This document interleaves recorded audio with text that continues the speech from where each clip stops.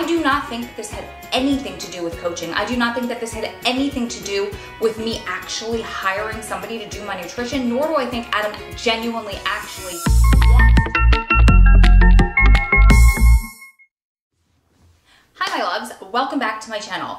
A couple of days ago, I posted a video where I said that Adam was kind of a little bit upset and his feelings were hurt when I hired a coach to do my diet and my nutrition plan instead of consulting him. And I said in that video, if you guys wanted me to elaborate further why I didn't ask him to do it, then to let me know. And a whole bunch of you asked, yes, please make that video. So really quick, my name is Ro. If you're new here, welcome. I'm so glad you stumbled across my channel. I would love if you hit that subscribe button so you never miss a future video. So the first reason I didn't ask Adam to do my program or coach me is because his resources are extremely limited. He only has 300 minutes a month. He only gets a certain amount of emails. He can write for 30 minutes at a time and then he's kicked off for 30 minutes. And I don't want him dedicating all of that to not only just me and my diet and my nutrition, but also that's a lot of money and it's a lot of energy. And I need him to be my husband and not just my coach. And that's number two. That's the second reason why I didn't ask Adam to coach me, is because I can get really sensitive when it comes to my nutrition and my physique. I just don't want to fight with him. I can get really bratty about things. And if he's pointing stuff out, I can turn into a 13-year-old and say, I need a husband, not a coach. I just didn't want this to be something that came between us. I wanted to keep it positive and not be a negative experience for either one or both of us. Number three, Adam has always been the training, the exercise guru, and I have always been the nutrition guru. He'll come to me and lean on me for things with nutrition. So anything Adam knows about nutrition, I already know, plus some. It's just the way that we have always been in our past, nutrition and the human body and how certain foods and minerals and vitamins are assimilated in your body and what they do and how they can help and things that can help speed up your metabolism. That's always interested me? Is that the word? That's always been of serious interest to me. So that's where I went. Whereas I love to work out, but I don't know what exercises to put together to make them the most optimal for your body. Where Adam does, he studies that stuff. He's loved that stuff. He's been trained by high caliber coaches his whole entire youth, because I told you guys, he was very, very good at basketball and a very optimally, why do I keep using that word? And trained by top level coaches because of his basketball career. So he has all that knowledge behind him. Plus, Adam's been gone for 20 years, so he doesn't have access to the same foods that I do. He probably can't even recall all of the foods that I have access to. He has no way of telling me their macronutrients or how many calories are in any of these foods. And I know that he doesn't choose to work his nutrition program that way. But if he was just giving me a checklist of things to do, or good foods and bad foods, I've been there, I've done that, and that wasn't what I was after right now. What I was after was amounts. How much, exactly how much, and how often I need to eat to get my body to the point where I want it, so I can relearn all of this. And Adam doesn't have that experience because he just doesn't have access to any of that, and he is a very different body type. And that's my fourth reason, is because Adam has never trained a woman before. He has tons of experience under his belt with many men, dozens of men that he's helped become successful, but he knows on the inside of prison what they have access to. He sees them, he can hold them accountable every single day. Here's the thing. Training a man and training a woman are two completely different things. Training a man in prison who doesn't have a full-time job, who doesn't have bills to pay, who doesn't have the same amount of stress that we do. Yes, he has stress in very different ways. He does not have estrogen. He does not have cravings. So Adam can easily tell me, well, if it's not on the list, you just don't eat it. And he gets really frustrated with the men on the inside who do. Well, women have tons of estrogen, and some men have larger amounts of estrogen than other men. So they're going to do things like crave certain foods and feel as if they're not going to survive and they're not going to be able to feel satisfied unless they have that. And Adam's never trained somebody who gets her period, who wants chocolate for a week or a bag of chips for a week out of every month.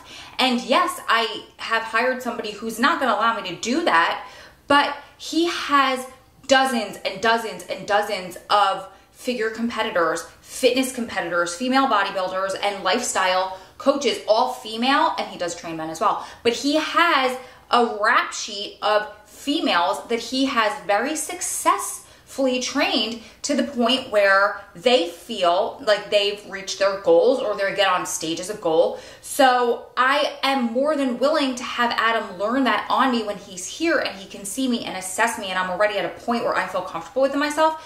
But at this point, he doesn't have that knowledge, and he understood that when I explained that to him. Although maybe he got offended, it's the fact of the matter. It's the truth. He wouldn't hire me to coach him in fitness and do his exercises, and by hire, you guys, we would never pay each other, but have one another be the other's coach, because there's no point. He'll come to me with nutrition questions though, and I'll go to him with workout questions. It's just, it's where we both feel that where we have the most knowledge. So if I have more knowledge than him in it, why would I ask him to guide me on it? So we came to a compromise, and I told him that I would give this trainer 12 weeks.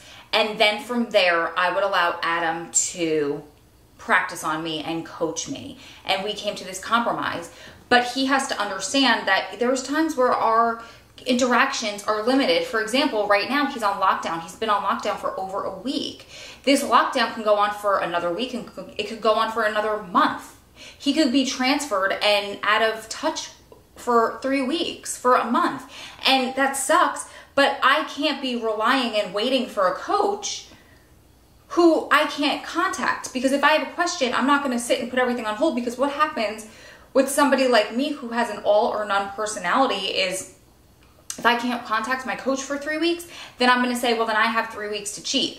I'll just go off the rails until he can be back in touch, because right now I need that major focus, and he can't give that to me. It's just the way that our relationship is, and that's okay. I don't fault him for it. It's genuinely not his fault, but I had to do what I had to do out here. I never meant to insult him. I never meant to hurt his feelings. And when I explained all of this to him, he understood. I do not think that this had anything to do with coaching. I do not think that this had anything to do with me actually hiring somebody to do my nutrition, nor do I think Adam genuinely actually wants to do it for me, although if I asked him, he would do it in a heartbeat. I think what this boils down to is him feeling like he can't give me anything. And the things that he thinks that he can give, that he's good at, like training somebody, he wants to be able to give because it's all he has. For me going out and hiring somebody to do what he thinks he's overqualified to do, until I explain to him why I feel like I need to go with somebody with different qualifications who has trained women, he feels he's got nothing. What else does he have left? I do so much for him. I do so much for our relationship. What does he do? This was a way he could give back and give me a gift. And I never wanted to take that away from him. It's just he's going to have to give me a gift in a different way. And that's where, as grown-ups, and that's where, as people who have been through this for so long, we've learned to communicate. And I've just told him straight up, this is how I feel. This is what's going on. And he realized, you know, she's got a point. I don't have those expertise. We hire doctors because we don't know how to cure ourselves. We hire professionals because they do things for us that we don't know how to do until we potentially learn how to do them and can do it on our own. So once he has experience working with me or other women, he's more than welcome to do it. I trust him more than anybody else with everything else in the world. So I'd rather have him do it for me than anybody else. But he just can't right now. And that's okay. Although it's a slap in the face of reality, it is the reality that we live in. And there's no way that we could change that right now. So I'm excited, genuinely excited, to share my progress with him and to teach him so he can help other women as well. That's it. That's just a real quick video to tell you guys why I didn't, and basically a lesson for you guys that if something's wrong and they push for something and you feel differently about it, stand your ground. Just talk through it like an adult. There's no reason why you have to fight about it, but there's also no reason why you have to go along with doing something that you genuinely don't want to do or you want to do differently. You guys keep staying strong, keep loving strong, keep supporting one another through this journey, because you're one day closer to it all being behind you. Lots of love from my heart to yours. I will see you beautiful ladies and gentlemen in the next one. Bye.